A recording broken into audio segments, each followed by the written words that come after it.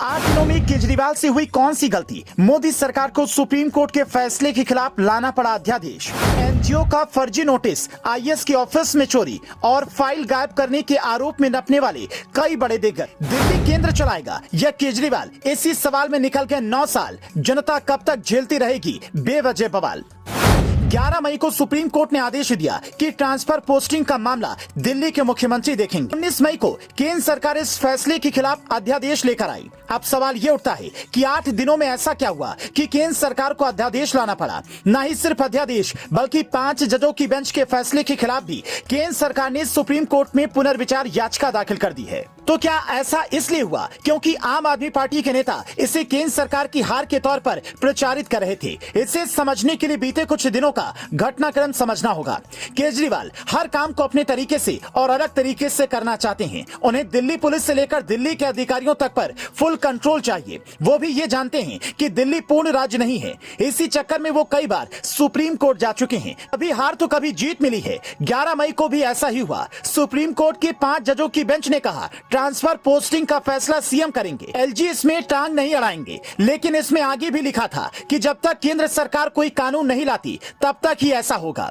लेकिन शायद केजरीवाल ने उन बातों पर गौर नहीं किया और इस फैसले के बाद केजरीवाल और उनके मंत्री ऐसे व्यवहार करने लगे जैसे उन्हें सुपर पावर मिल गई। अधिकारियों को डराया धमकाया जाने लगा, ये जानते हुए भी कि दिल्ली सीधा राष्ट्रपति के अधीन है। यहाँ उपराज्यपाल उनके प्रतिनिधि हैं और जो भी होगा उस पर सीधा राष्ट्रपति की नजर होती है। केजरीवाल ने बैक टू बैक 5 ऐसी गलतियां की जो उनको भारी पड़ गई और हद तो तब हो गई जब एनजीओ के नाम पर किसी ने फर्जी नोटिस बनवा दिया। अभिनव समाज के नाम से एनजीओ के सीईओ जीके गुप्ता ने केजरी सरकार को नोटिस भेजकर कहा कि मैंने विजिलेंस सेक्रेटरी राजशेखर की कोई शिकायत नहीं की, हमारी संस्था ने कोई लीगल नोटिस नहीं भेज, मैंने 1999 में उनके अंडर काम किया है, वो एक ईमानदार अफसर हैं, मैं उनसे कई सालों से नहीं मिला। ये वही राजशेखर हैं जिनके ऑफिस से फाइल गायब हुई है।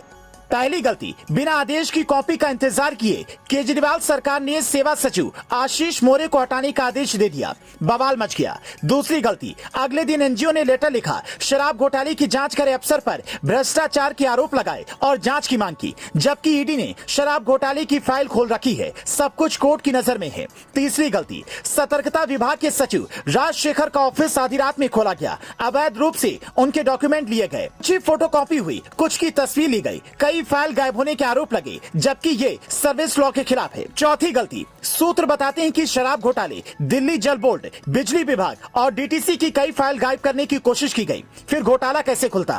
पांचवी गलती, सुप्रीम कोर्ट के आदेश के बाद खुद को सुप्रीम समझने लगना। आम आदमी पार्टी के नेताओं पर, एक महिला समेत 3 आईएएस अफसर पर उल्टी सीधी धमकियां देने के आरोप लगे। अब चूंकि केजरीवाल अधिकारी रहे हैं, इसलिए केंद्र की हर चाल पहले ही भांप लेते हैं। तो पहले अपने 5 मंत्रियों को उपराज्यपाल से मुलाकात के लिए भेजा, उसके बाद खुद भी ट्वीट करने लगे। सुना है केंद्र सरकार सुप्रीम कोर्ट के फैसले के खिलाफ अगले हफ्ते अध्यादेश लाने वाली है। अगर ऐसा हुआ तो ये तो दिल्ली की जनता के साथ धोखा है। अब सवाल यहाँ पर यह है कि दिल्ली की जनता के साथ धोखा कैसे हो रहा है? दिल्ली की जनता ने केजरीवाल को विकास के लिए चुना है, महिलाओं ने जमकर वोट किया है। लेकिन ये वीडियो देखिए।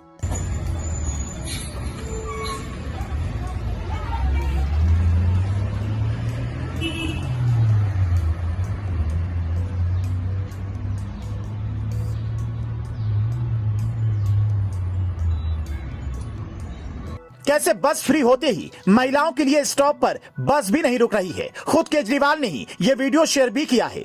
यहाँ तक कि गर्मी के दिनों में देश की राजधानी के कई इलाकों में पानी का संकट है, पीने का पानी नहीं मिल रहा है। बावजूद इसके केंद्र और केजरीवाल की लड़ाई नहीं थम रही है। ऐसा नहीं है, सारा दोष केजरीवाल का ही है। सियासत में कभी भी एक तरफ से कुछ नहीं होता। पर सवाल यह है कि आपको अगर कोई जिला चलाने की जिम्मेदारी मिली है तो आप अपने बॉस से लड़ते रहेंगे या फिर मैनेज करके जिला चलाएंगे। अगर ईगो वाली बात खत्म हो जाए तो दिल्ली को कोई दिक्कत ही ना हो। लेकिन केजरीवाल तो है भैया पढ़े लिखे सीएम। वो प्रधानमंत्री को अनपढ़ कहते हैं। 2000 का नोट बंद हुआ तो कहने लगे इसलिए कहते हैं पढ़ा लिखा पीएम चुनो। पर पढ़े लिखे होने के बावजूद घोटाले के आरोपियों को पाक साफ बता देते हैं। अब दिल्ली में असल कहानी अगले 6 महीने में शुरू होगी, क्योंकि अध्यादेश की वैलिडिटी 6 महीने होगी और तब तक कई घोटाले खुल सकते हैं। केंद्र ने जिस हिसाब से फैसले लिए हैं उससे लगता है कि इस बार वो आर पार के मूड में है और बेहतर यही होगा कि ये लड़ाई खत्म हो, ताकि दिल्ली की जनता को बार बार दिक्कतों से छुटकारा मिले। आप इस पर क्या कहेंगे?